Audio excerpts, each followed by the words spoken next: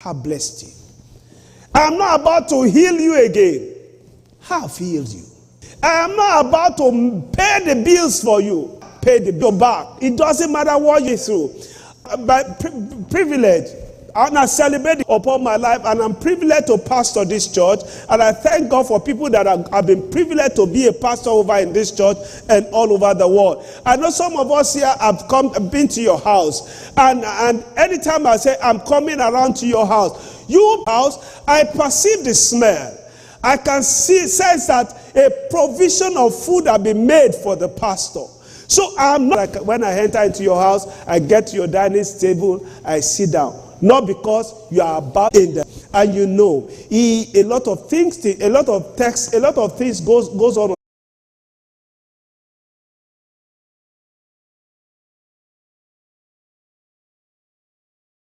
If there's any investment you want to do in life, invest in property. It may go bad, but you are not going to lose out $1. It says somebody for $100. You know, those ones are run down neighborhood. And there's nothing that can happen in that time until maybe some years later, if eventually. But the guy invested in so much things and it didn't work for him. Then it got to a point, nothing was working. And it got to a point, he said, look, I need a new start. I need a new beginning. How do I get a new beginning? I need to go back to my father. My father helped me in the first instance. And what I just paraphrase for you is the story of a young man in Luke chapter 15, verse 17 to 18. Luke 15, 17 to 18. Bible says concerning this man, after he came back to say, but when he finally came to his senses, he said, how many of my father's hired men have more than enough food, while I'm dying here of hunger? I will get up and go to my father, and I will say to him, Father, I have sinned against heaven and in your sight. This young man got to his own senses. He said, look, I've tried to invest. Because sometimes, you know, when you read the scripture to the left, also learn to read the scripture to the right. The scripture says the man went and got involved with riotous people. That is, if he squandered the money, he used the money anyhow.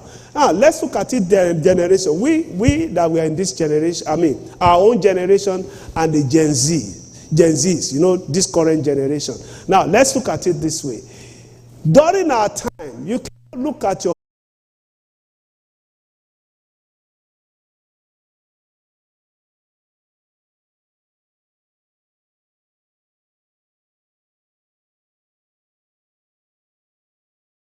up and down. That was what he was doing. I said, he said, Pastor, I'm making money there.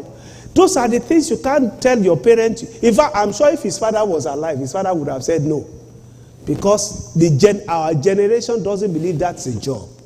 You understand? So assuming this young guy took the money from his father, and all he did was to invest in something like this. And then he failed. But he came back to his senses.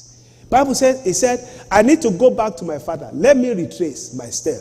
And I'm speaking to somebody hearing me today. Have you missed your steps? You miscalculated.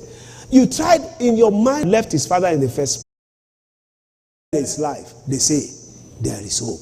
He said, I need to have a new beginning. Now, to have a new beginning, there are 4 things I want to talk to us about it. Number 1, you have to conceive a new beginning. That was what the boy, he pictured it. When you read late